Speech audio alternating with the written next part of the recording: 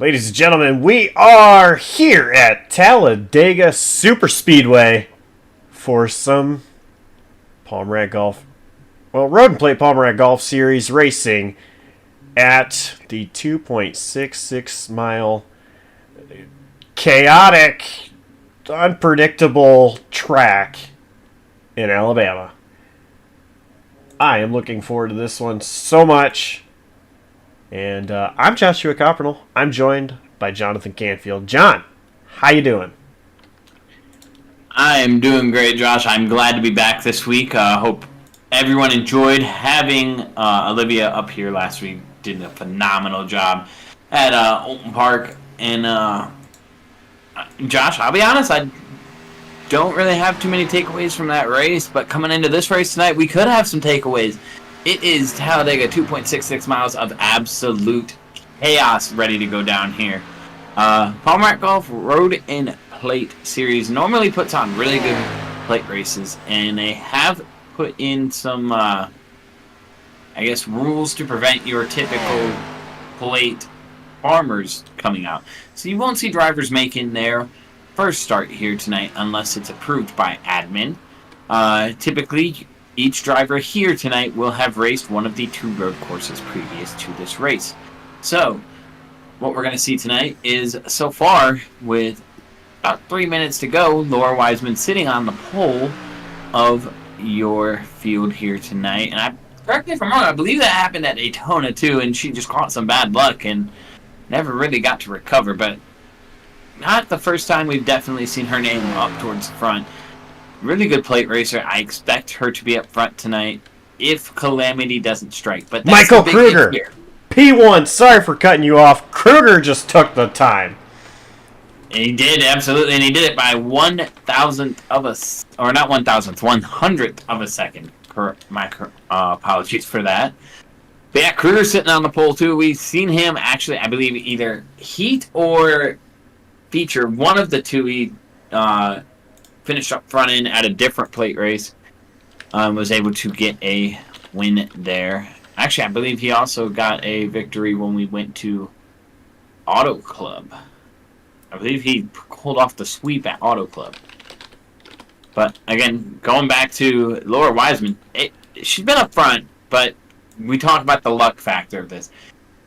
Skill and luck are very much different at this style of racing. Skill gets you to the front. Luck gets you to the finish line. You're going to need a lot of luck to cross that finish line, not only in first, but going forward in general. So I'm ready for the carnage. I'm ready for the craziness.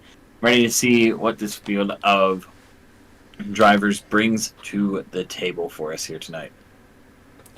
I'll tell you, ever since we've started broadcasting this league and watching Laura Wiseman at these plate races, I'll say I'm impressed. And it's only a matter of time before Laura Wiseman actually breaks into victory lane. Tonight very well could be that night. I mean, looks as though right now we got a minute left in qualifying. It'll be Kruger on the pole, Wiseman in second. And to be honest with you, I'm not surprised about that front row. I'm not. Both of those drivers are really, really good qualifying and at these type of races and staying up front. I feel like if you're going to win this race, you're going to have to beat either Michael Kruger or Laura Wiseman in order to do so. And by the way, we've got two races to do so. We've got the sprint race, which is going to be coming up here in 30 seconds. And then after that, it's the feature race. So there's two opportunities to try to get into victory lane. This is Talladega. It is unpredictable. We could see a big one. And golly, John, I'm ready for this race. I am as well, and I'm looking at some of our back runners. Don't count out that of Daniel Ott. Chuck Labano has a win already this season. Don't count out Tom Wendt, Andrew White. Don't count those guys out. This field is separated by very, very little margin. 54.2 got on the pole. 54.5 is our slowest qualifier. Edgar Sancinelli, I don't even believe that's full out for the 57, as he's the only car in the fives. Car just ahead of him, 54.3, sitting in 19th. So, very, very close field here tonight. For sure. Let's go ahead and take a look at our starting lineup and starting on the pole. Already mentioned, it is Michael Kruger. Laura Wiseman will be starting to his outside. Jay Bast will start third. Dustin Bali in fourth. Johnny Rapp fifth. Evan Hupchak will start sixth. Nick Seraph will start seventh. Ryan Campbell in eighth. Ninth place, it is Brandon Carl. And James Moore starts in 10th. Sixth row, you're going to see Andrew White and Sam Stoner. Your seventh row, you'll see Tom Wendt, Chuck Labano. 15th place, you'll see Son Johnson with Daniel Ott to his outside. Benson Weaver going to be back in that 17th position with Brandon Brush to his outside. And starting shotgun of the field here tonight, last row on the field, is going to be Aaron Bray and Edgar Sanchinelli. And that is your 20-car starting field here tonight. All right, well, here we go. The greatest question. Who's your pick to win, John? Not exactly a last to first challenge, but we'll pick somebody from the back. I called out a Daniel Ott. I will take a Daniel Ott from 16th place, starting in the back, to make it to the front here. He's a great pick, and honestly, you know me, I've picked Daniel Ott quite a bit at these races.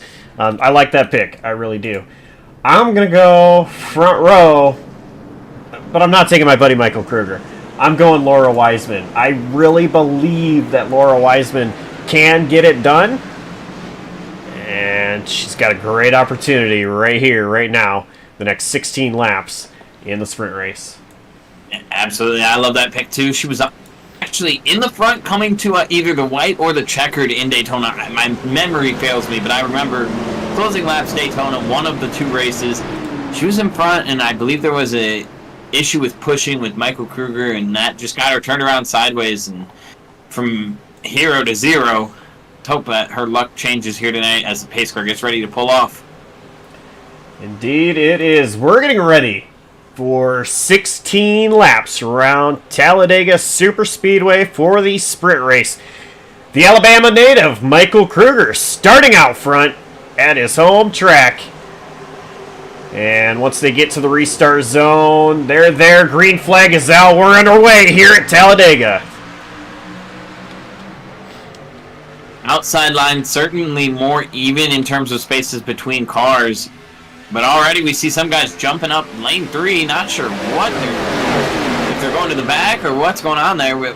For a minute there, we almost had 3 wide. Now we start to single file it out. Looks like Sam Stoner is going to be the one dropping to the back as we come off of turn 2 onto this long back straightaway.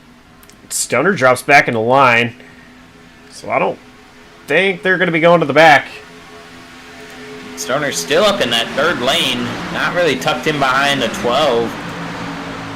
Usually with the drafting here, you want to kind of just play follow the leader.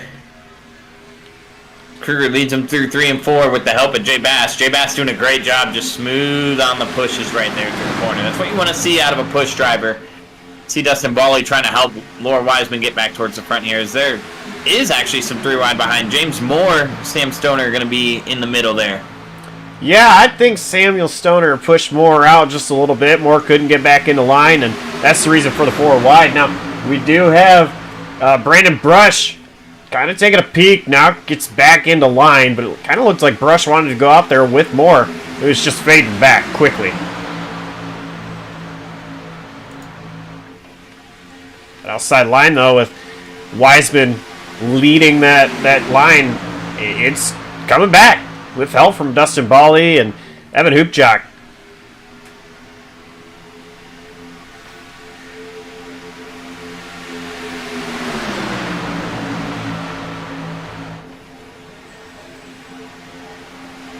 A lot of moving around. Daniel Ott goes to the outside.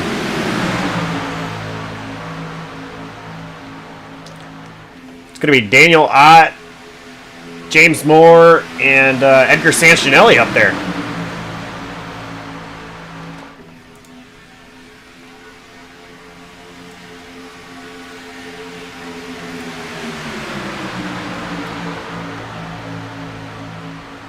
Some more drivers trying to make it work.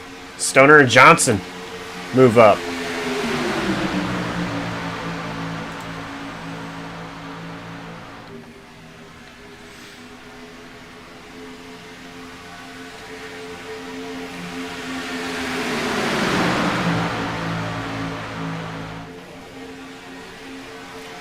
guys, they look pretty calm right now.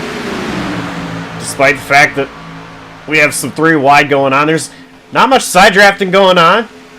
Drivers staying off of each other. Plenty of space. It's kind of calm before the storm, John. Absolutely calm before the storm, and I still see some 3 wide in the back.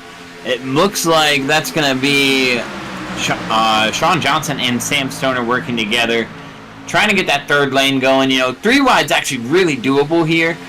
This track's actually really, really wide, unlike Daytona. We did see some 3 wide in Daytona, but it's much, much tighter.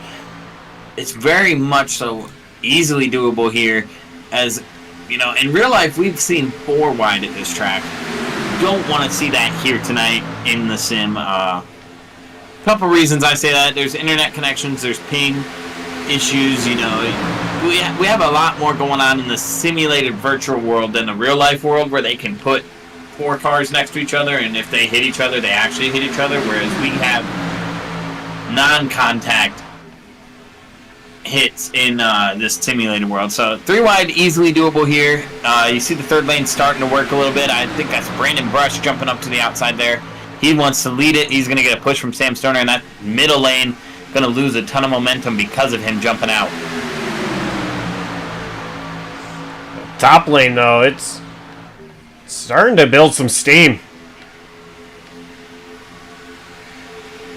It started with just 2 cars, and Edgar Sancinelli actually was riding in the back. He picked up the rear of Sean Johnson, and those 3 started working together to get towards the front. And then, like I said, with Brandon Brush jumping out there, that's just allowed the middle lane to get checked up just enough, as now you see they're really starting to pull. We're about to have a 3 wide for the lead here soon. They keep up this momentum. Now we're starting to get a little bit of crazy here as we are getting within 10 to go. It's Seraph, I believe that is. Yes, I heard a call. I believe it was Nick that got called for that. Nick is ineligible, was not present for the last 2 races. So Nick Seraph going to be pulling off. Edgar Sancinelli's having issues in the back. I believe that was Aaron Bray might have gotten in the back of him. Those guys running that 3rd lane. So now that 3rd lane is back down to just 3 cars. Tom White going to jump up, be the 4th car in that lane. Not sure what happened to the 57. Maybe just a bad push. It happened in 3 and 4. Going into the corner.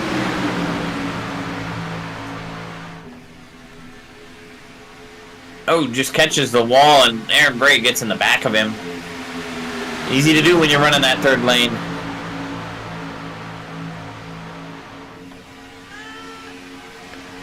So Michael Kruger still out front. Has led, I'm pretty sure, all of them so far.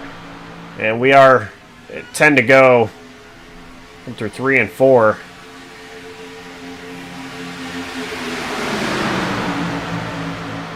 We've seen a little bit of the pace pick up there shortly. So now Hoopchak looks like he may want to peek to lane 3. No, maybe just trying to control the lanes for the people in front of him. But we've seen a little bit of that, I like to call it the rubber band effect. You kind of stretch it up, you give it a little bit of tension, and then it calms down real quick after a couple things happen. We relax a little bit. But now you see, 3rd lane going to have a huge run here. Stoner again doing a great job, just riding right there behind Brush, giving the proper push that's needed. I noticed we've got another car in the wall. I think I got Sancinelli again.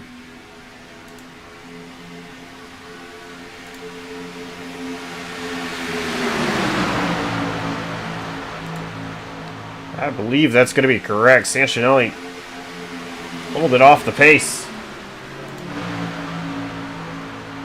I was just getting ready to actually call that. It looked like Evan Hoopchak was tracking out a little bit on the entries of the corners, and that could have caused issue, but I got distracted when I seen Sancinelli get in the wall. So if you watch Evan Hoopchak here, if they get that run down the back again, maybe he'll do it again and so we can have the example. But the 7 definitely tracking out a little wider, and Josh, I hate to bring it up, but I called his name a while ago.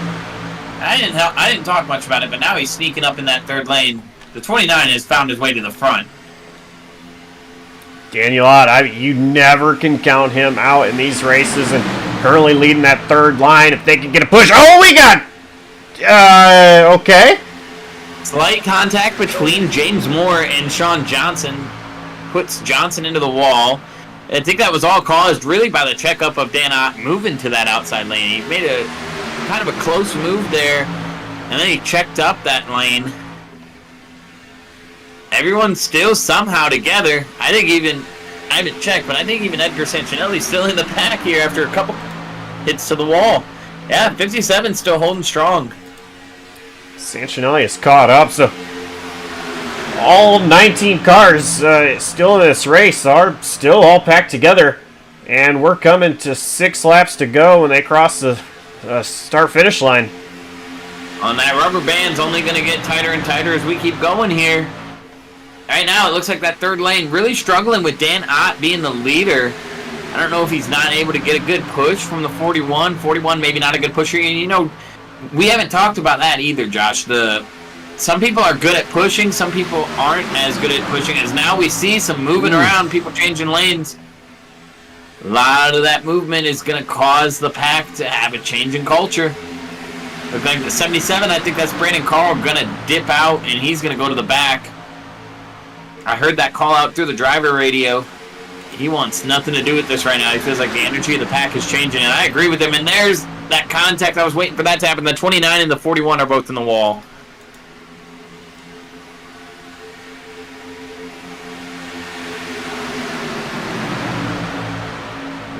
The anticipation, it's only getting stronger and stronger as the laps wind down. You now see Laura Wiseman get down, trying to side draft.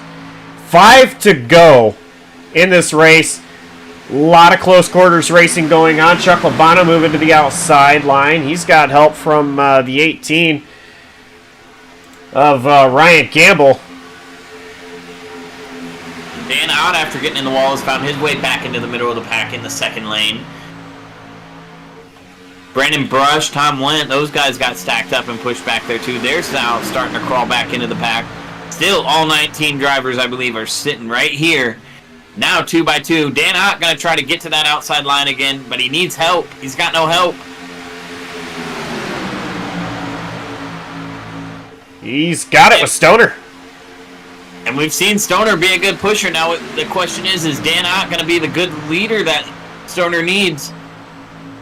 Again, you never know what the issue really is. It looked like Brush was struggling to push. Maybe Stoner can actually get up there and help him. Looks like that. If that wasn't the wall, that was really close to the wall for Sam Stoner there.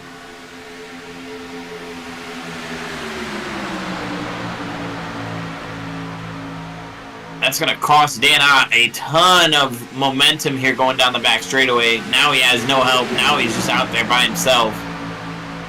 But I'm looking at the 11. That's going to be Aaron Bray. And I believe that's the 12 with James Moore going to be trying to go to that outside lane. He's trying. Brandon Carl actually getting behind Moore. Yeah, we just seen Brandon Carl actually drop to the back, and I heard it over the driver radio that he wanted to go to the back. And I think he wants to go to the front now. Brandon Carl moves up in front of Aaron Bray. Let's see if Carl can lead that line. Oh, Bray in the wall. Bray in the wall. That's going to leave a window. Some of these guys are backing out. Looks like Sean Johnson going to try and dip below the line. Maybe he wants out. Friends are where you find them right now, and we're getting ready to come down to the end of it here. And Laura Wiseman almost clear of the bottom. I think wanted to get in front of Kruger. Was not able to complete the pass. We're going to 2 laps to go. Kruger leading this race. Wiseman has been so strong with help from Bali. Still anybody's race. Jay Bass could move out of line if he wants to. And right now, the catbird seat is Jay Bass because of the fact that Laura Wiseman's not up there on the outside. If Laura Wiseman can get there, I think she... Laura Wiseman side drafted on Johnny Rapp. They're coming to the white flag. Behind, deep in the pack. Still 2 wide up towards the front. Side drafting hard is Laura Wiseman. Good push coming from Dustin Bawley. Maybe he backed Oh! up just in time as there's contact on the side draft. J Bass holds onto it. They're fanning out behind. The 3 is going to get into Oh, they're going to wreck. Johnny Rapp. We've got 4 cars that made it through, though. Benson Weaver also. 5 cars now. Big wreck in the back. We're going to stay here for the lead. Looks like James Moore also in tow. Now who's going to give the bigger push? Laurel Wiseman is going to lead this race right now with help from Bali. And the checkered flag. What? On my screen, I just saw the checkered flag. I don't know what's going on right now. Kruger got an advantage, though. Wiseman's getting help, but it's not doing any good right now. She's side drafting. She's trying, but Kruger's going to get the win here in the sprint. Man.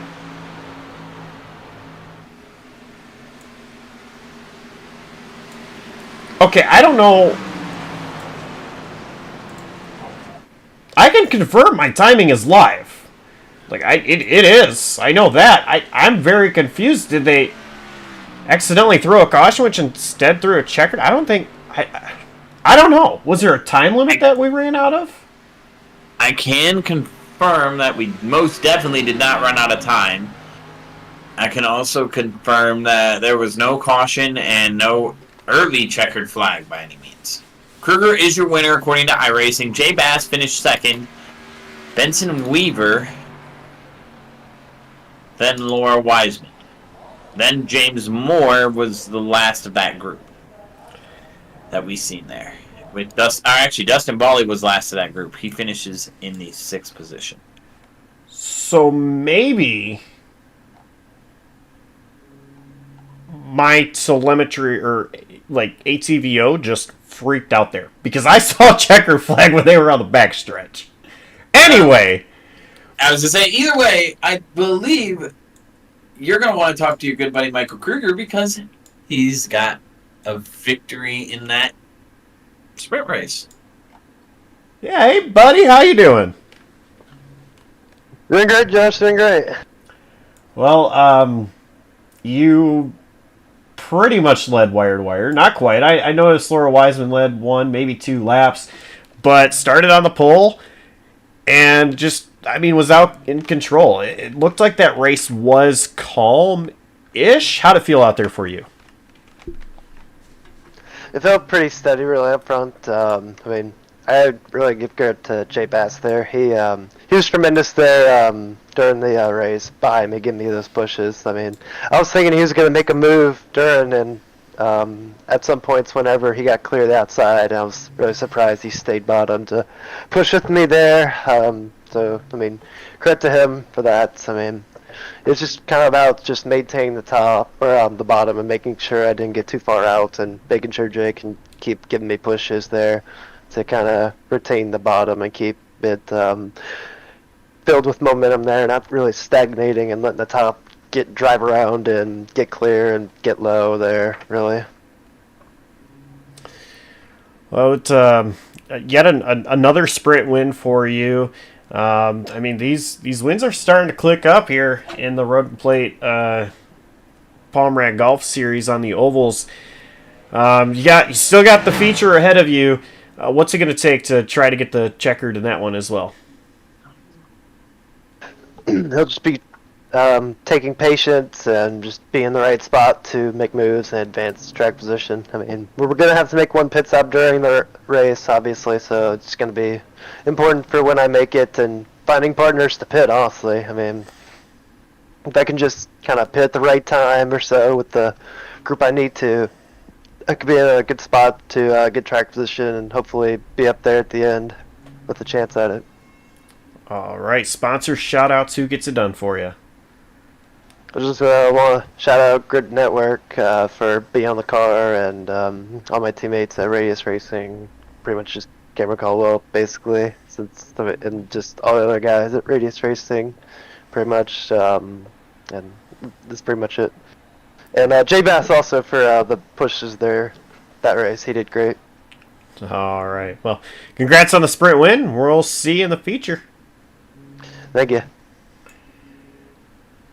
And that was Michael Kruger, the sprint race winner. And really quick, I want to remind you that life's really not that complicated, and neither should it be when searching for golf clothes that fit your lifestyle. Palm Rat Golf is designed to allow you to move seamlessly from the office to the fairway to hanging with friends and family. Visit palmratgolf.com today to browse their fine collection of golf clothes, including polos, pullovers, pants, and more.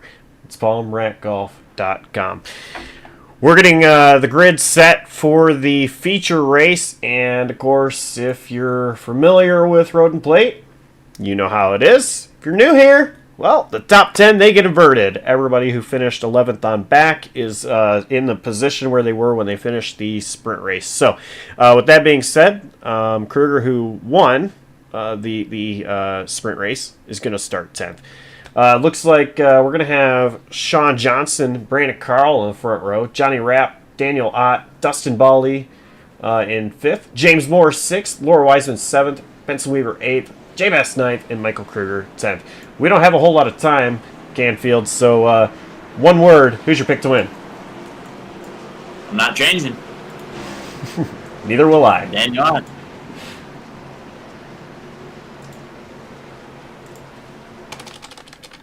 I think it's very easy to go ahead and change on a road course, especially with the sprint and the feature way we do this format.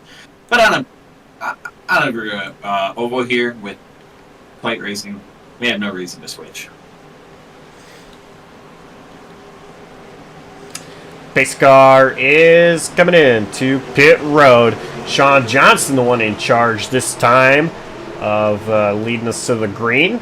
32 laps make up the feature here at Talladega. Yes, we are getting ready. Turn these guys loose. At a 2.66 mile super speedway, green flags out. We're underway here at Talladega. See, Dustin Bally didn't get a good start right there. I almost wonder if it's a little planned as James Moore gets down in front of him. Those two usually hang out in the same call. But either way, James Moore gets down in front of the 24. Johnny Rapp did a great job getting behind Sean Johnson there and getting to his bumper. Now you see both Bally and Moore jump up to the outside with the help of Dan Ott, and here comes Laura Wiseman with Jay Bast on the bottom. It's going to be a little bit harder to move around on the bottom, as we saw. You know, you're pretty much stuck down on the yellow line with drivers to your outside. Now, I expect this race to be a lot calmer. Right now, it is too wide, but we kind of see a little bit more strung out than what it was beforehand. I think Moore wants to get the lead and control this, see him side drafting early on, but I don't expect that to be the way this race is going to go, and Brandon Brush makes it 3 wide on Michael Kruger. Yeah, I'm not going to lie. I was looking back at that. I don't think that was Brandon Brush making it 3 wide on Kruger. Kruger kind of came up off the bottom and bullied his way inside the 41. Kind of look at him here on the back straightaway. They're leaving a window. He's putting his nose in it. Benson Weaver going to be the next one. That's a tight window, boys. Benson Weaver's going to go around. They make contact. It's so far going straight. There's people on the wall. Tom went. Multiple car incident. That should be a caution. I gotta wonder if race control is gonna throw it. Andrew White. Caution. There we go. Dustin Bally is gonna throw that caution. I was wondering. I had just called it out too. Like, nothing wrong that Kruger did there. He just put his nose in the gap that they were leaving, but I don't know. I don't know if Benson Weaver just didn't get the call, if he didn't see. I mean, Benson Weaver just, no other way, 2 ways around it, kind of drove in the corner as if Kruger wasn't there.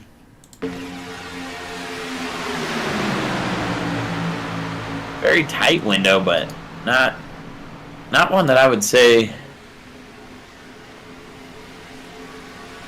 So here's what happened to Weaver.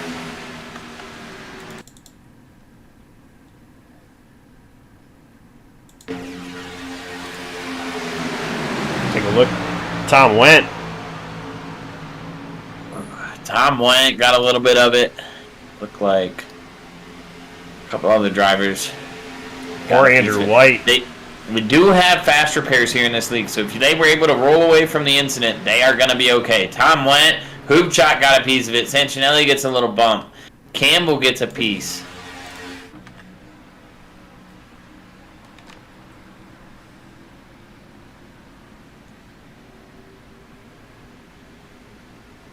And one of the guys right in the middle of it was Brandon Carl, but he did not hit anything.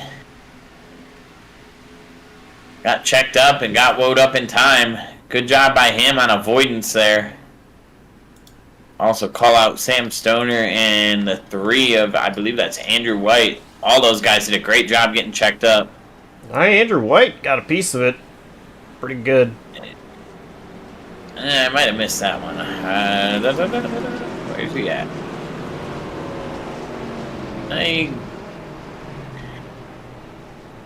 Yeah, he got a good piece of it, but I don't know, his damage doesn't look like he got any of it. I know iRacing updated the damage model.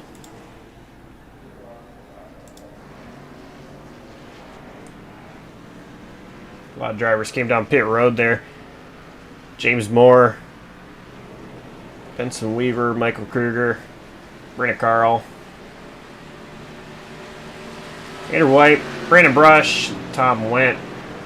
Looks like Brandon Brush is trying to get his damage fixed without having to use the fast repair, which... And I wouldn't blame him. I'd hate to use that fast repair so early. So... Well, also, big track like this, 2.66 miles, it takes forever under pace speed to get around this place. It does. You get a lot of time to try to get the car fixed as much as possible. The one thing is, your aero means so much here. So you can't just rely on, taking some damage repair if your car is so bad. So, for Brandon Brush, I think he should be all right going in there, letting some damage get fixed, going back out there without having to take that fast repair. And the other thing these drivers got to be careful of, which is the saving grace with having that fast repair in your pocket. But after you use it, you get another one of these and the damage is not repairable, you could be done for the night. iRacing's new damage model, that engine's gone. It's not getting repaired like it was back in the day. It's completely done. Car's done. Race is done.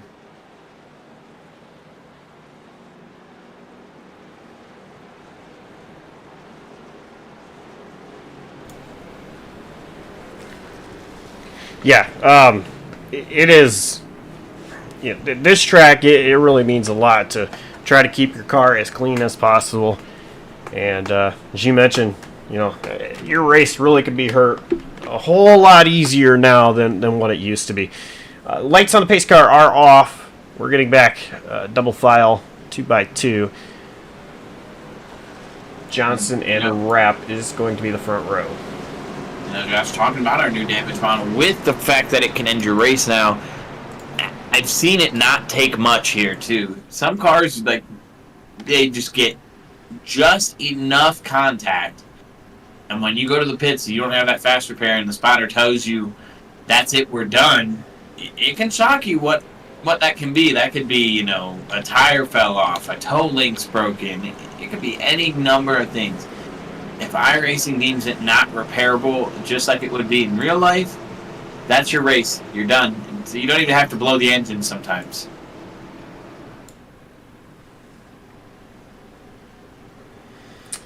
So we're going to restart with 27 laps to go.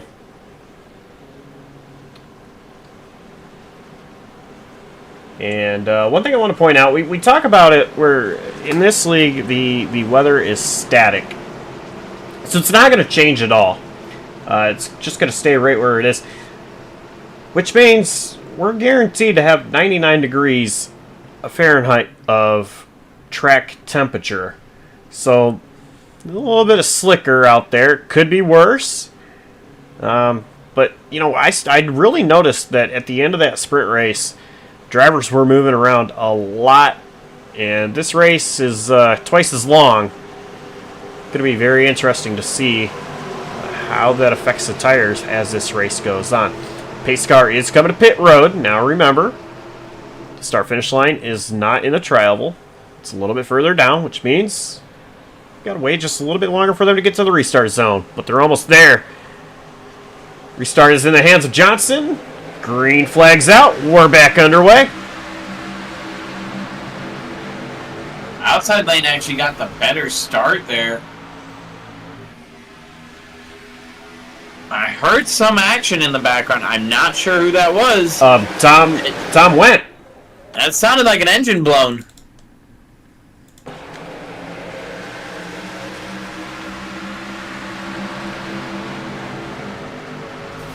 Oh, yeah.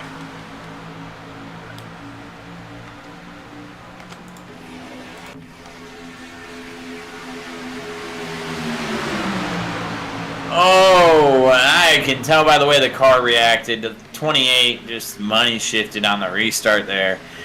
And that's good. We just talked about it, Josh. I don't know if the 28 used his fast repair. You can only assume after the contact that he had that he used it. But that right there, that's the end of your night. If he did use that fast repair, that's it. Tough break for Tom Wendt.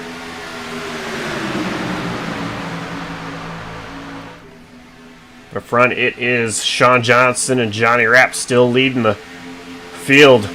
Laura Wiseman pushing Johnson. Bolly pushing Rapp. And look at Michael Kruger on the outside.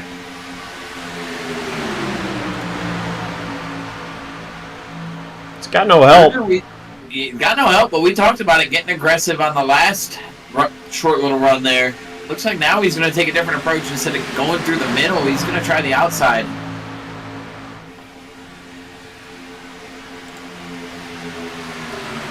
See what his progression is like as this race goes on. Daniel Ott, however, third on that outside line. Edgar Sancinelli right there as well.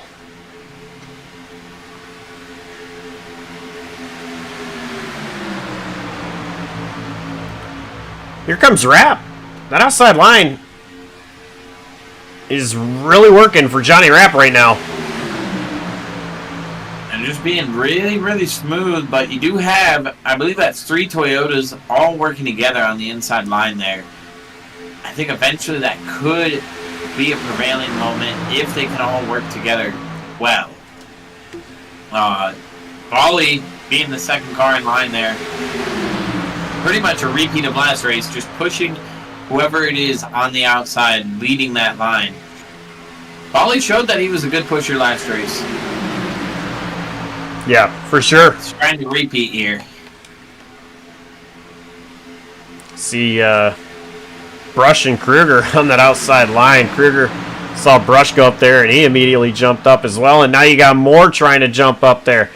And they all tuck back into line. But Johnny Rapp, how about him? He's going to be out front.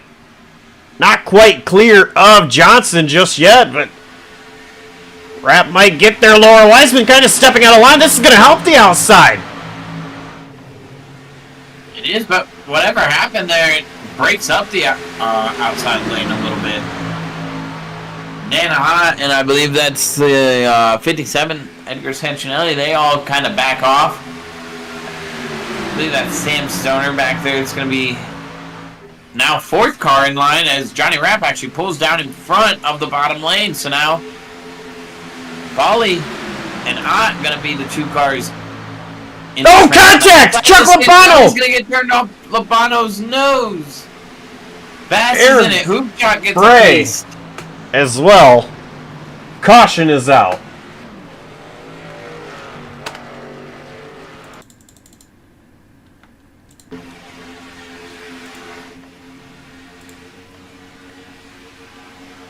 Chuck Labano just drifted up, got into Edgar Sancinelli.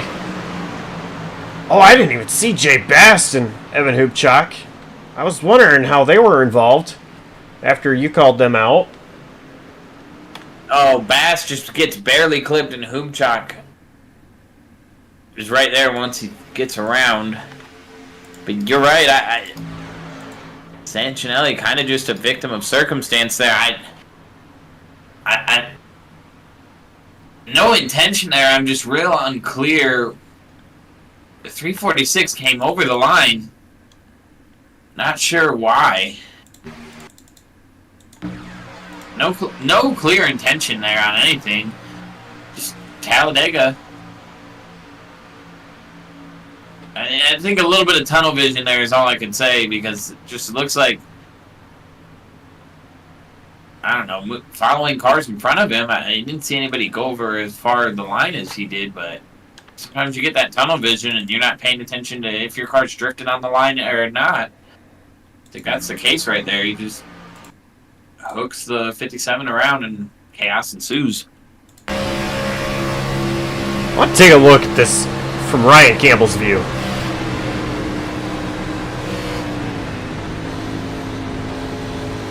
This might be our pit stop here at lap 11. A lot of the field coming down. I don't think I see a single car staying out here. Yeah, everybody is down on pit road.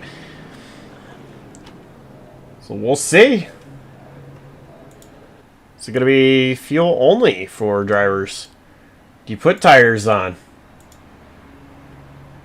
The race off pit road is going to be won by Johnson, Bally, Ott, Stoner, Kruger, I believe Hoopjock, then Weaver.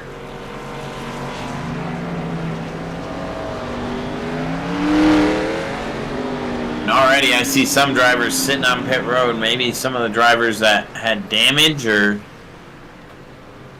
not sure what's going on with our leader. Johnny Rapp hasn't left pit road yet. Now he leaves pit road. Jay Bass, understandably, still sitting on pit road. Aaron Bray. Tom Wendt, we've already talked about. At this point, looking like he might be done for the night. That blown engine.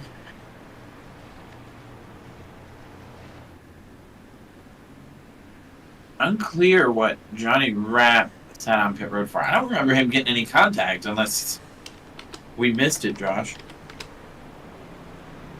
Yeah, I'm not 100% sure.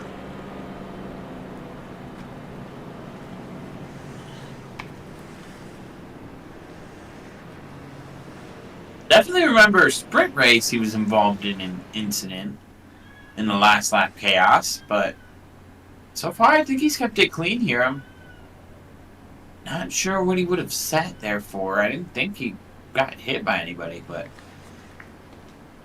we have definitely missed stuff before. We're all over this field. There's a lot going on, especially when you come to Talladega, so we're up and down the field constantly. We might have missed something there.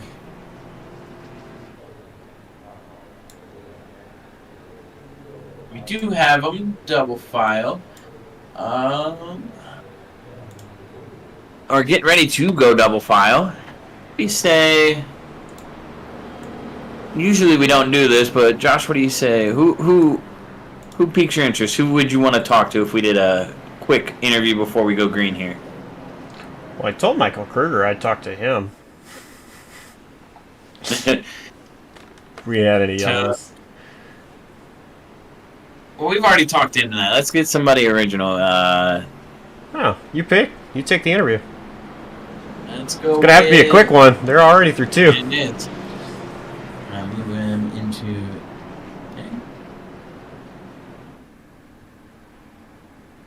Mr. Dustin Bally, we see you got on the front row here on the outside. It's been, so far, a couple cautions, a little bit of chaos. How's it looking from your eyes, buddy? I was happy with the sprint. I was hoping we could continue our same good luck, but apparently that wasn't the case. But I feel like everyone's driving pretty good. We're having fun. Got some good conversations and banter going back and forth, and we'll see if we can finish this one in one piece. That's always the goal first, and then if we do have a good finish, then that's an added bonus. All right, well, you've been a good pusher here tonight. That 24 is looking good on the front row here. Let's see if you can keep it up there. We wish you luck, buddy. All right, thanks, guys. Appreciate you broadcasting. Move him back up to his call where he was hanging out with some of his fellow drivers. That was Dustin Bally, driver of the 24, going to be on the outside for this restart. We'll see if there's any gamesmanship. We've seen something early there. I believe it was Bally letting his friend James Moore down. I don't know if he's got any friends up front right now that would let him in, but we've seen Bally outside all night, and he was leading the outside lane before that caution. He's going to be leading the outside lane here coming to the green. So, not a surprise. Pace car is getting ready to jump into pit road. And indeed it is. We're getting ready. Going to be 19 laps to go when the green flag is displayed. Still quite a bit to go to get to the end here. Green flag is waving. We're back underway. Not a great start for the outside line. Bally gets a good start, but Stoner just not close enough to him here. I wonder if Bally's going to try. Oh, the gap's going to close up with Kruger there. I thought Bally might try to jump in line there, but no, he's going to have to settle with what he's got. Here on the outside. Stoner's been a good pusher. Look at Kruger trying to get some help there in the outside lane. Bally not wanting to let him in. Unfortunately for Bally, he's going to be the one left out to dry.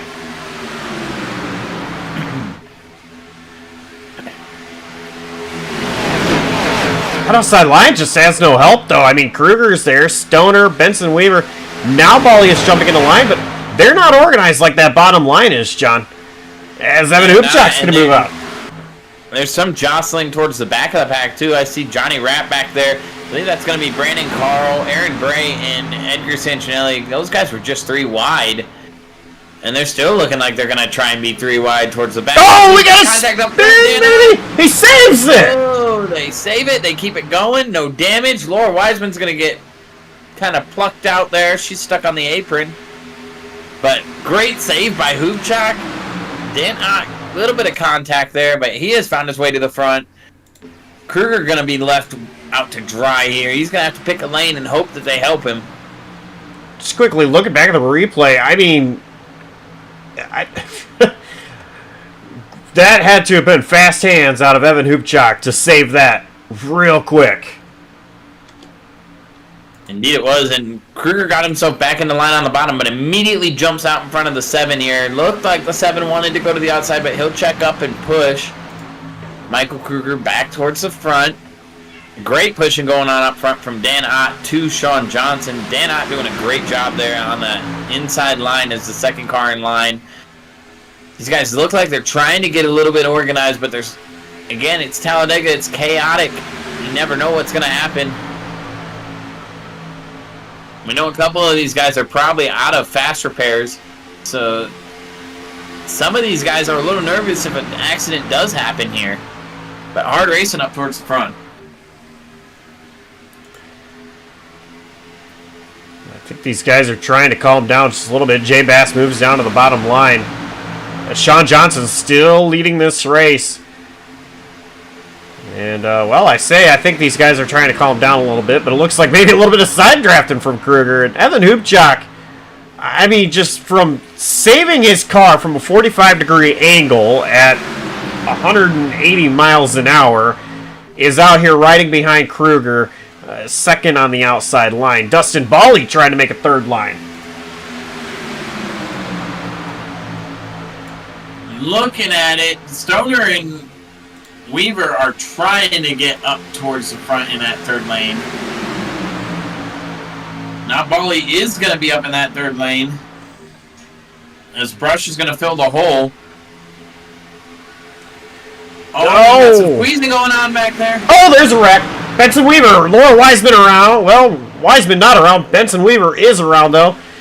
He's, I think, going to slide into pit road. Nope, slides back up on track. And keeps it going. No caution. Laura Wiseman very much off the pace as well. Quickly take a look back at what happened there. That ain't far enough. And it's coming out of turn 3, or turn 4, sorry. Looks like Stoner caught the wall, slowed up Benson Weaver. Stoner did catch the wall. I'm wondering if it's in reaction, though. The 57 comes up really high there.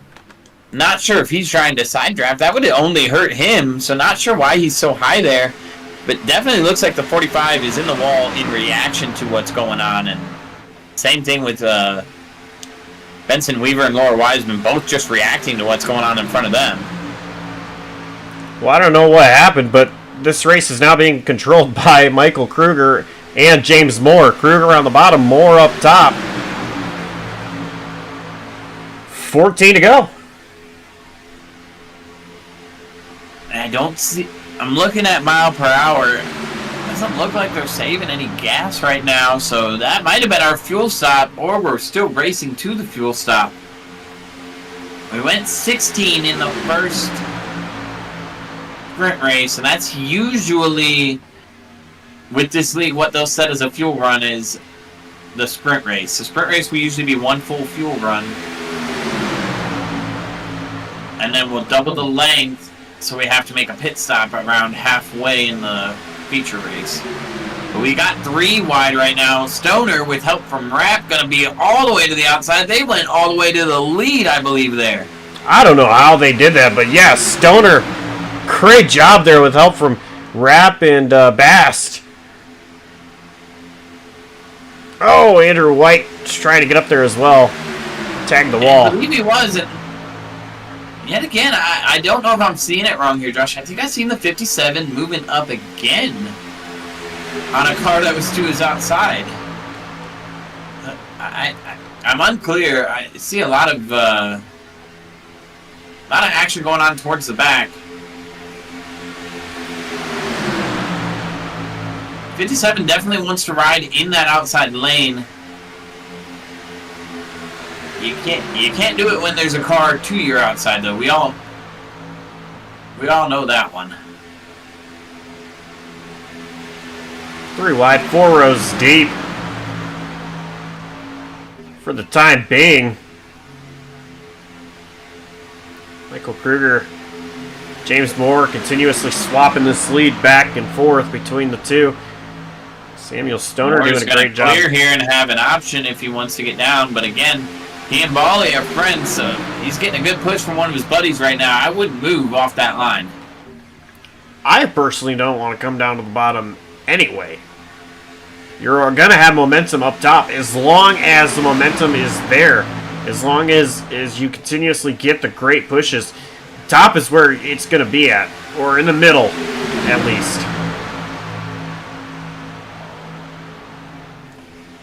Top line kind of breaking up. Stoner and Rapp, they're kind of holding on right now. Edgar Sancinelli hanging around there as well, but otherwise, I'm not so sure that very top line's going to hold on for much longer. And the numbers advantage is diminishing for the top line. And I agree with you, Josh, about being on the outside. I mean, you've made that same statement before at one point when I personally was in the outside lane here. Yeah, he does. He's going to take more with him, actually. Johnson pulls out a line. I think they're thinking that outside lane is going to be the best place to be, which you and I both agree. And that's going to be where you want to be coming to the end. Maybe they're listening to us. It might be, but 190 miles an hour. I was getting ready to go into the story of you've made that same statement at a point when I was on the racetrack and I was in the outside lane, and not but 2 seconds later I got my doors blown off by the likes of Sartaj Mann and a couple of his friends from back in the day. Listen, I'll tell you what. On the bottom, it is safer. If there's a wreck, it's going to wash up. And so, you know, to guarantee that you're... Well, nothing is guaranteed. I shouldn't say guaranteed. To make it easier to avoid an accident, the bottom is where you want to be. But at the same time, you can't go anywhere on the bottom. You know, if you're Daniel Ott, where are you going to go? Unless you get clear of Johnson here, where are you going to go? Chuck Lopano. Ryan Campbell. You know, they can't go anywhere. And I think a lot of the guys you see taking the risk of moving to these outside lanes, like we see right now, Dustin Baldy single-handedly doing a great job keeping James Moore up there. But as we see right now, the guys taking the biggest risk right now are the guys that still have that fast repair in their hand. Those are the guys taking the biggest risk right now. What do you have to lose? Go up there and get the lead now. Put yourself in position to win the race. And if you wreck, cool, go to pit lane, get that fast repair, and come back out. They are racing exactly how you would expect somebody to race, especially coming to the end of a Talladega plate race. It's time to go. It was time to go about 5 laps ago. Well, Johnson gets clear of Kruger, moves down to the bottom line. Now Kruger's going to be able to push Johnson here. Brush still leading, Brush is leading the middle. Moorer is still leading the top. 8 laps to go. We're 3 wide for the lead. And 3 wide, 3 rows deep. Middle row kind of losing their advantage because you got drivers jumping back and forth. But right now, that outside lane's going to lose their advantage. Sam Stoner made a move to go to the middle again after looking like he was going to run the outside lane.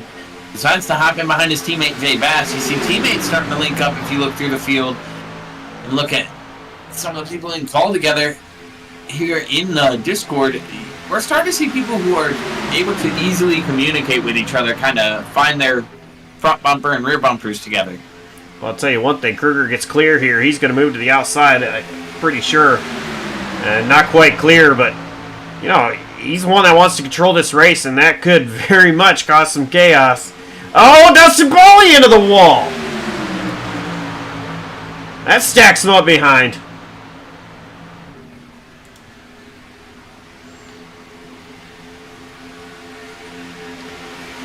Now James Moore is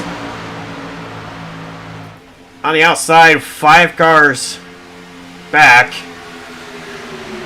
Johnson's still leading this race. Brush still leading the outside line. 6 to go. That were involved in that little scruff right there are catching back up to the tail end of the field.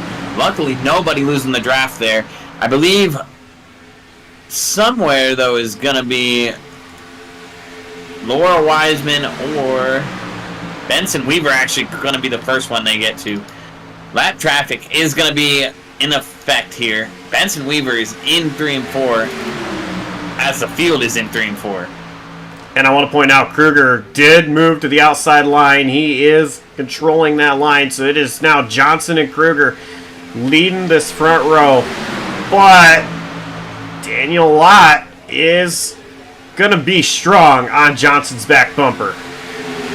Strong is the right word, and I'm nervous if I didn't pay attention there to see if the one did stay on the track. I'm sure he knows the field is coming. And they are coming with a head of steam towards him. This is where it gets a little tricky, Josh. You and I both know, we've seen it before, getting around that traffic, especially when you're 3x3, as the 2 cars that have been doing it all night go to the outside lane again, and they're going to make a charge here. But 3x3 puts Benson Weaver in an interesting spot here, so they're going to have to sort it out. Yeah, Benson Weaver's best bet is to try to go down to the apron, but does he know they're 3 wide? I'm unsure if he does. Looks like he's going to hold the bottom here, and he does move to the apron. He's going to let the field get by. It's 3 wide for this race lead. Dustin Boley was able to get to the outside of Kruger, and Johnson's blinking! That's going to disrupt the bottom line. Looking at where the next lap car would be, that'd be Laura Wiseman. She is heading into 3 right now. Field, not far behind her at all. Another situation where we're going to have to see. I can assure you, just like Benson Weaver, Laura Wiseman is going to not play a factor here. It's all about where you catch the lap car, though. If they're able to do something to get out of the way, I can assure you they're going to. Right now, 2x2 through the first 2 rows. Back to row 3, we are 3 wide. 3 to go.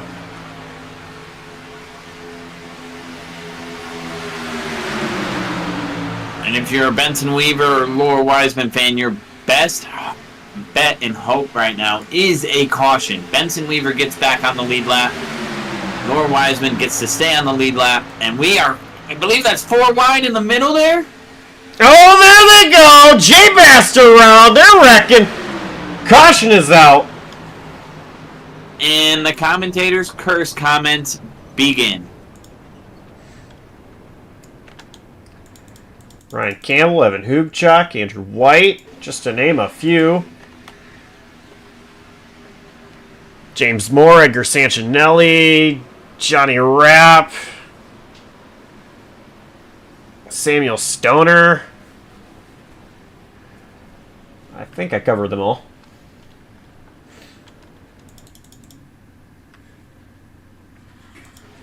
Let's see, yeah, they're 4 wide. And just running out of real estate.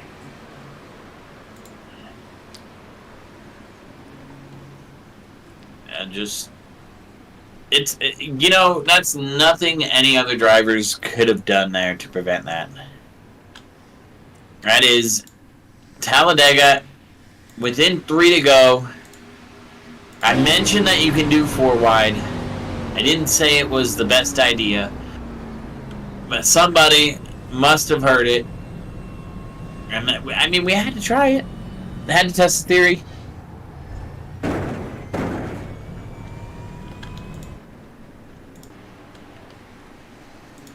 Just rode on board there with Brandon Carl. See, he was hard onto the brakes to avoid all of that.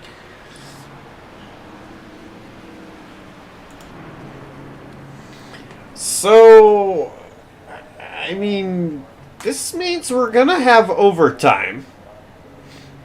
And Oh, good Lord! One overtime. What? Brandon Carl. He just got punted.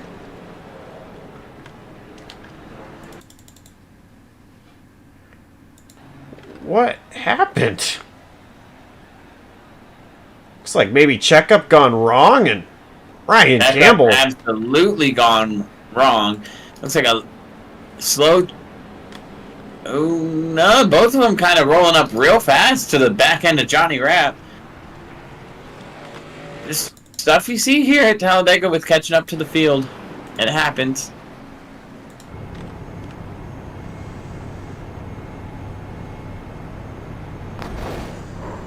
Poor Brandon Carl's got a lot of damage to his rear bumper now.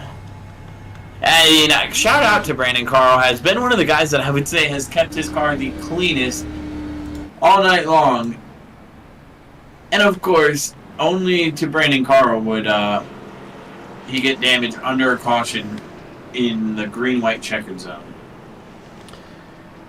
And I was talking last week about how at the Rolex 24, I got to meet Brandon Carl. He hung out with Adam and I for a little bit. Walked around the infield at one point. Michael Kruger, who was kind of doing his own thing, then came over and joined us. He was able to meet Brandon Carl as well.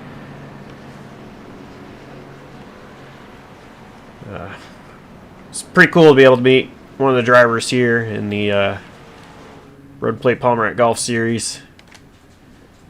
And, yeah, I mean, did such a great job keeping his car clean. That's just unfortunate set of circumstances for him and Campbell. I mean, we watched the onboard there of Campbell, John, just a moment ago. And, Campbell, you can't see what's going on in front of him. And I don't really... It's an unfortunate circumstance there. Surprising to me, neither of them actually came down and got repairs there. I'm pretty sure at least Brandon Carl had a fast repair there. For Carl, I don't blame him for staying out. I mean, overall, his spoiler looks flush. I don't really see anything other than that right rear damage. For Campbell, on the other hand, his front end is just destroyed. We'll have to see how it affects each car. I mean, and at the same time, track position being what it is, We go green here and have an immediate caution. Those guys are no harm, no foul. They're finishing where they're at anyway. So, hindsight 2020, I get why they stay out. Keep the track position. Keep up with the field. You got a couple cars in behind you if you're Campbell, who could potentially help keep you in the pack. And, you know, with iRacing being what it is with the damage model, sometimes we see damage that the drivers are not seeing. Yeah. It could be a case of that, too.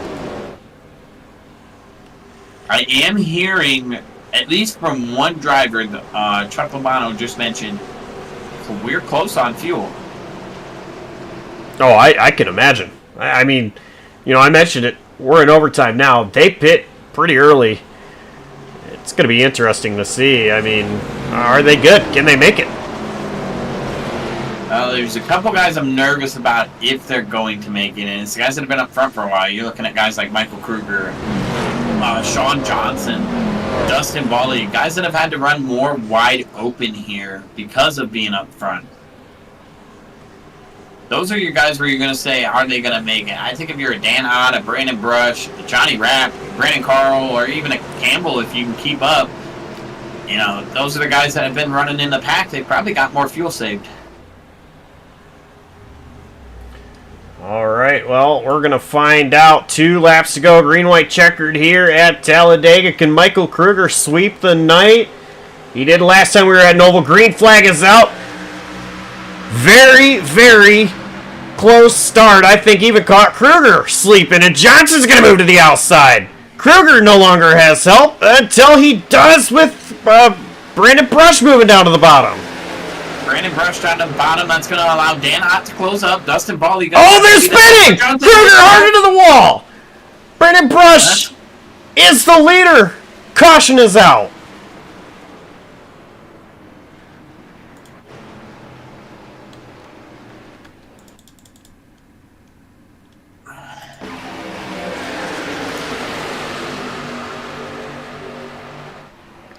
It looks like Bally just gave hard contact.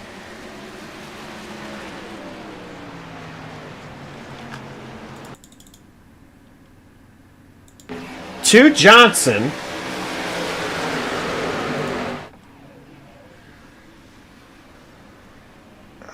Man.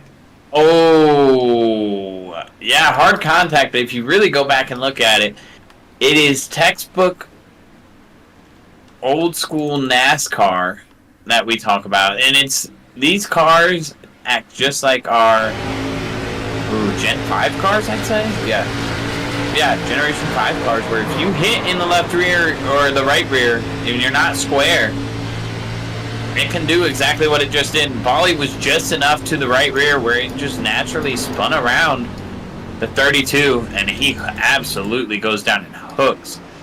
Kruger, that'll collect Rapp, a couple others, and Brandon Carl, I believe, also got a little bit of late contact or something went on with him. I heard him keying up on the radio.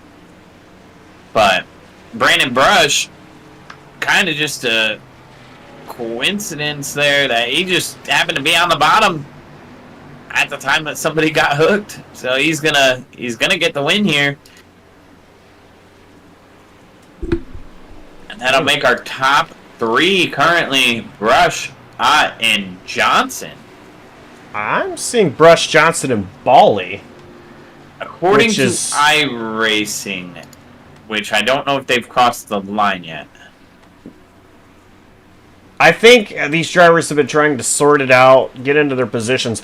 I do believe right now that it will be Brush, Johnson, and Bally, then Ott and Carl, the top 5. But things stand coming to the checkered flag. It's waving. We believe the winner, Brandon Brush. The winner here is at going to Talladega. be official. Where we're unofficial right now is from the winner on back. All drivers doing what iRacing tells them, so that I believe we are going to go off iRacing scoring, which is going to be Brush, Johnson, Bally, then Ott, Carl, Donor, Moore, Campbell, Wiseman, Bast, your top 10.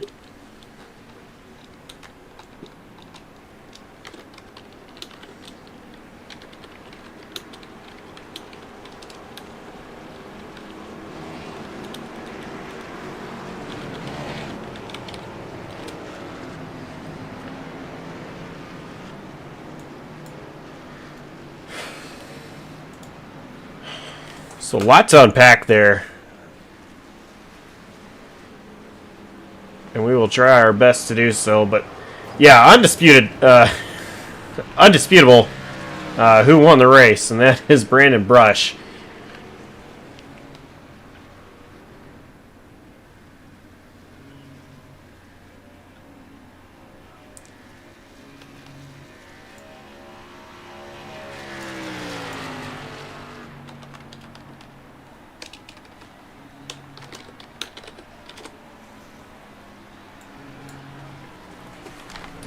So we're gonna watch him celebrate real quick,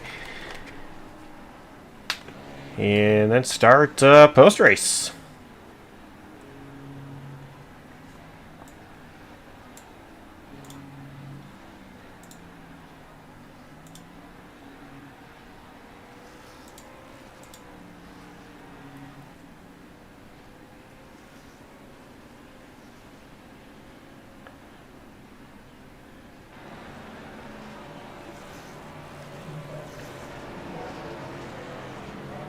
Brandon Brush burning it down,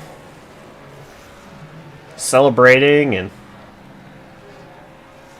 I think I know where the best tasting donuts are right now, John. Right there at the end of the trial at the start-finish line of Talladega. And, I know we didn't catch it on JCTV just now, but somebody hit the... oh, we caught it. We caught it. Yep. That was a great shot. Basketball race cars. Gotta love it. That'll end up on No Context JCTV. That absolutely better end up on No Context. Adam, I'm talking to you. Let's go ahead and take a look at our unofficial, and I am going to stress unofficial race results here. I believe that these guys did a great job getting into their correct finishing order. But, as always, the results are always unofficial. I'm just going to stress it a little bit more here tonight. So, one thing that we do know, Brandon Brush is the winner. That's certain. Sean Johnson, P2. Dustin Bally, 3rd. Daniel Ott, P4. Brandon Carl, P5. Samuel Stoner finishes 6th. James Moore, 7th. Ryan Campbell, 8th. Laura Wiseman, 9th. And Jay Bast brings it home in P10. Your 11th place finisher is going to be Edgar Santinelli. Michael Kruger, after being in the lead of the outside lane, or inside lane, actually, excuse me, will finish up 12th. 13th going to go to Johnny Rapp. 14th, Aaron Bray. 15th going to be Benson Weaver. 16th, Chuck Labano. 17th going to be Evan Hoopchak. 18th, Andrew White. And Tom Wendt going to finish 19th.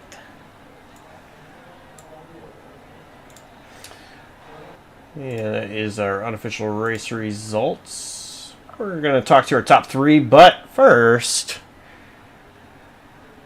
I just want to remind you guys that life's really not that complicated, and neither should it be when searching for golf clothes that fit your lifestyle. Palm Rack Golf is designed to allow you to move seamlessly from the office to the fairway to hanging with friends and family. Visit palmrackgolf.com today to browse their collection of fine golf apparel, including polos, pullovers, pants, and more.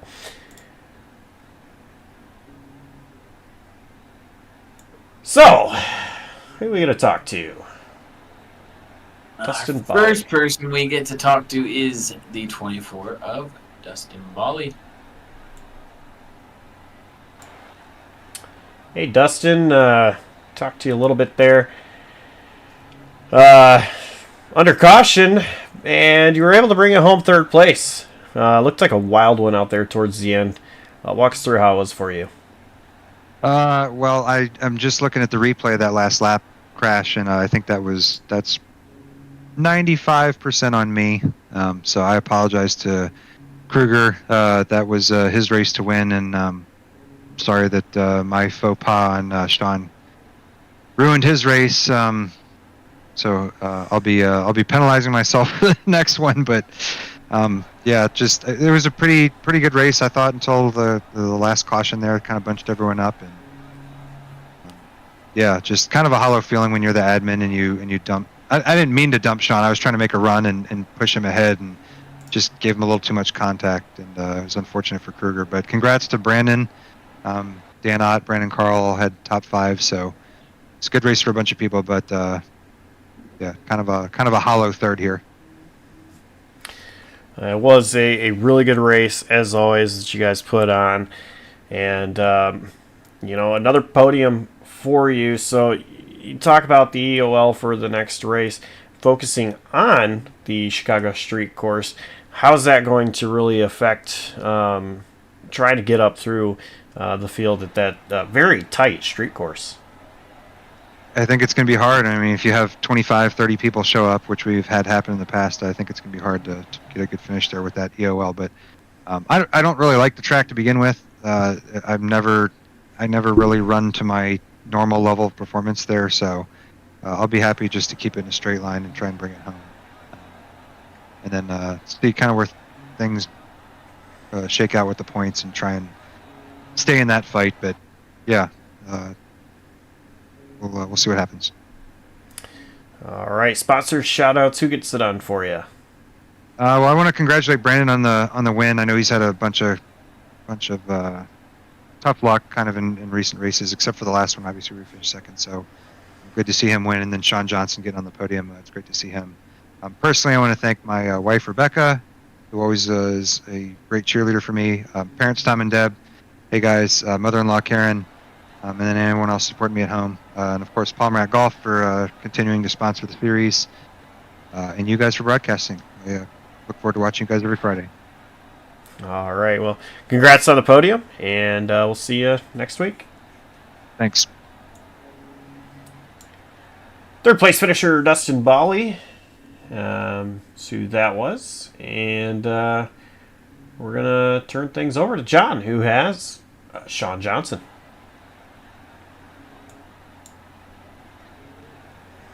Indeed, I do. And, to keep things light around here, the first thing I got to say is, hey, Sean, can't park there, bud. But, no, all seriousness aside, all jokes aside, full seriousness, congrats on your second place finish. You certainly had to go for a ride to get there, but, hey, you got second out of it. Yeah. I was very happy that iRacing let me keep that spot. Because I know the 40 car didn't get to, because I think he basically came to a stop and I kept the car moving, and so iRacing allowed me to get that position back and finish second. Yeah, and these plate races, obviously, I said it at the top of the broadcast, there's a skill to it that can get you to the front, but then getting across that finish line, it takes a lot of luck, especially to finish in the front. And I'd definitely say, just by what you just said, that you got some luck there. Also, the other side of things, you had some unfortunate luck with Dustin Bali giving you kind of a shot in the shorts that looked like it just knocked your car out of the way. Is that what it felt like from your perspective? Yeah, as well? It wasn't a terrible... It was one of those things where how close we were, how close I was to the bottom line, combined with the shot, just really...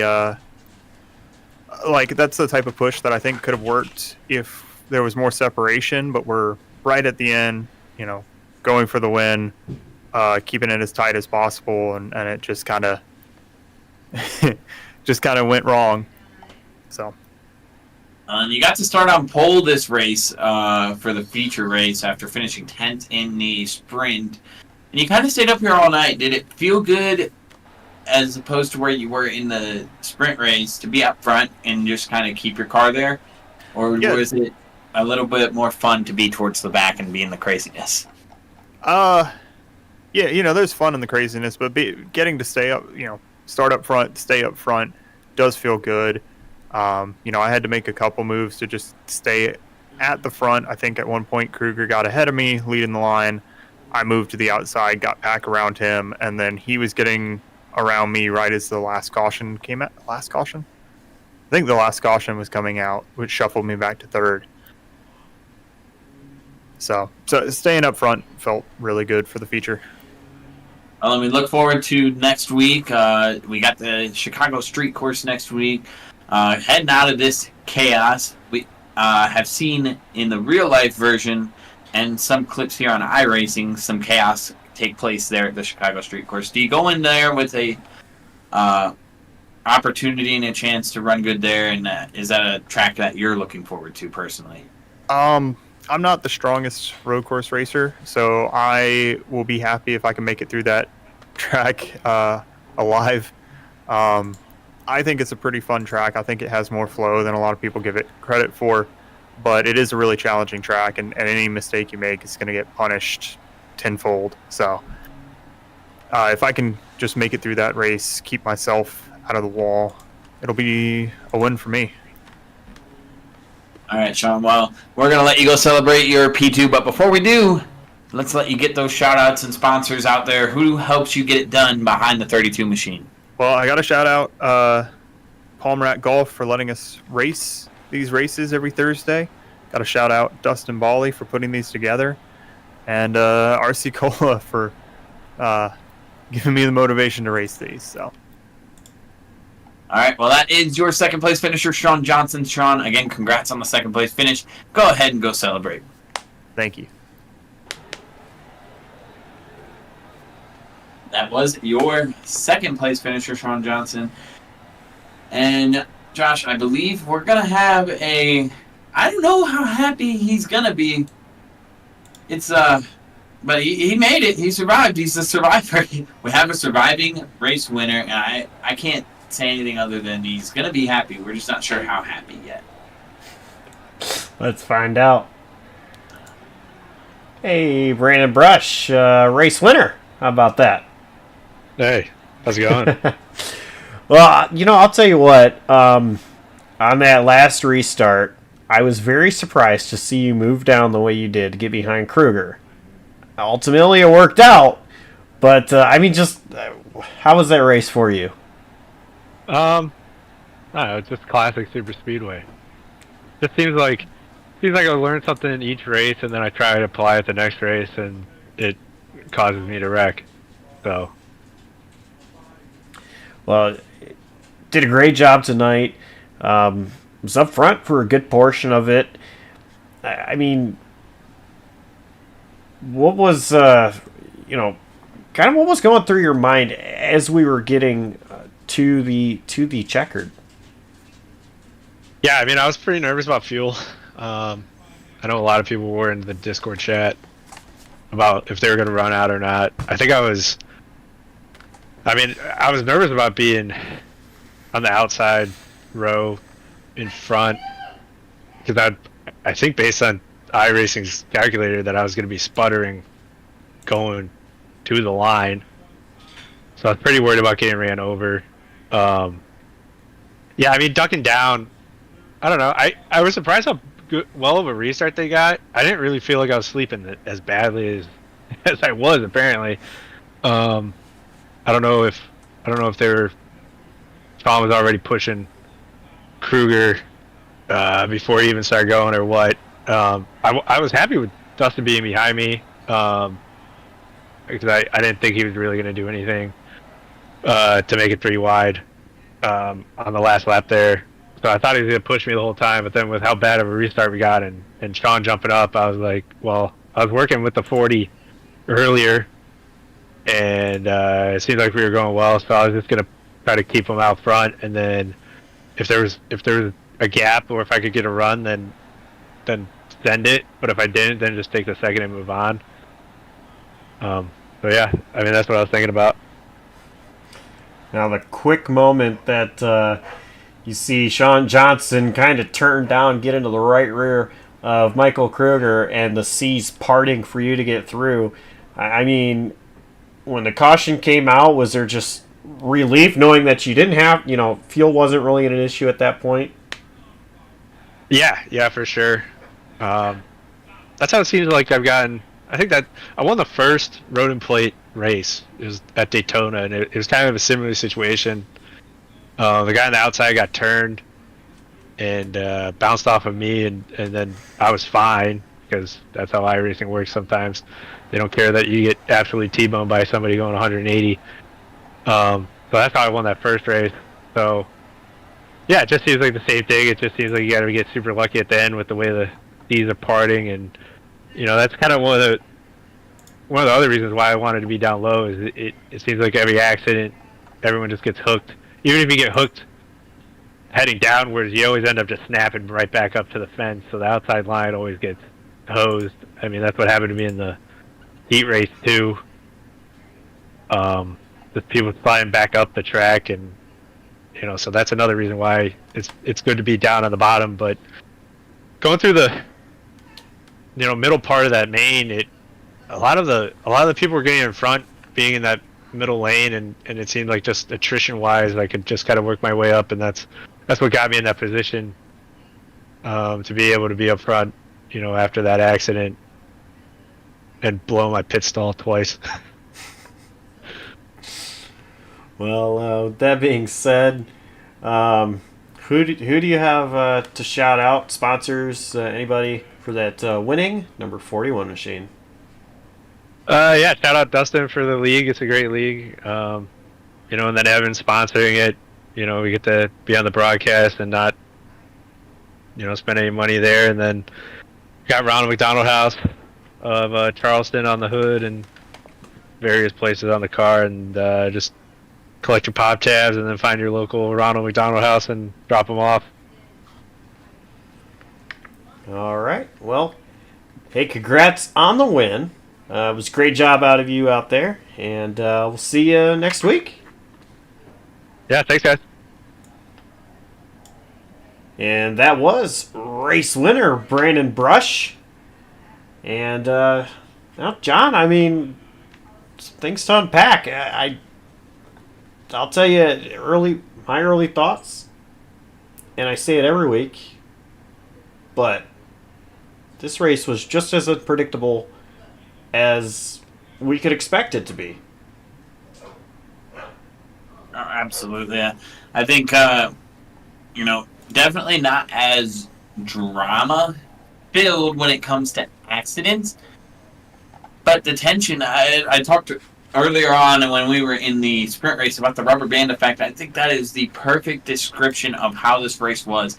It seemed like every time we got a little tense, we'd have an accident, we'd calm back down, we'd settle back in, and then we'd stretch that rubber band even more. It just felt like constant running up of the tension, just building towards the end there, and then perfect example of what happens. Tensions were already high coming to the restart, and then it just gets even more intense as you get down in the corner. One bad bump brings out a big accident, causes a caution. Not particularly the way you want to end a plate race, but it provided the kind of action that we expect from Talladega. We'll go category-wise. From an Atlanta, Talladega, or a Daytona, your typical plate racing tracks. That is exactly what we expect, and what we would have been probably upset if we did not see was chaos in the closing laps with an overtime.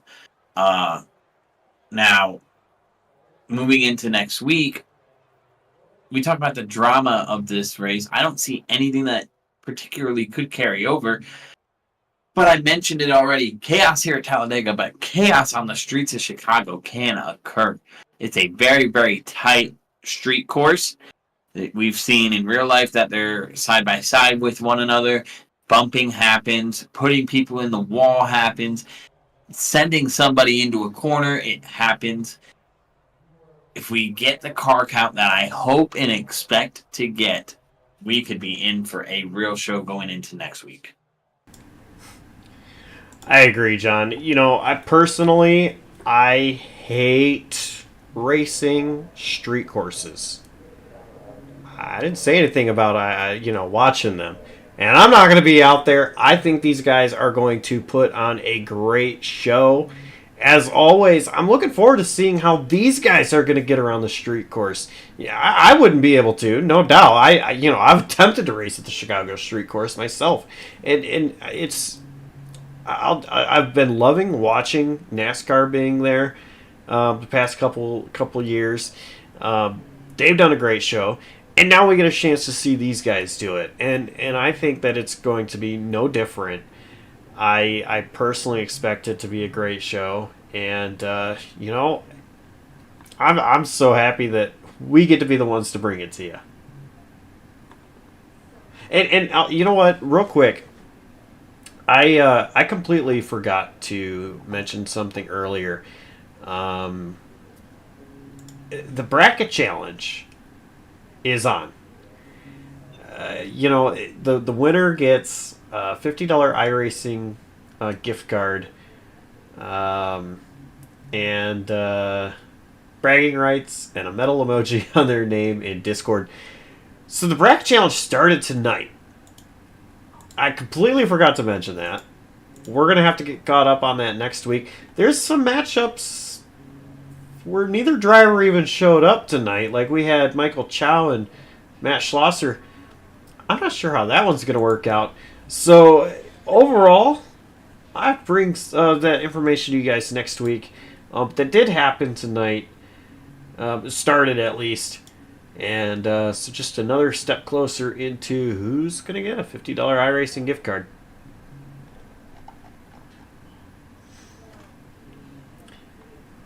So, yeah, I mean, I think that does it for us here at Talladega.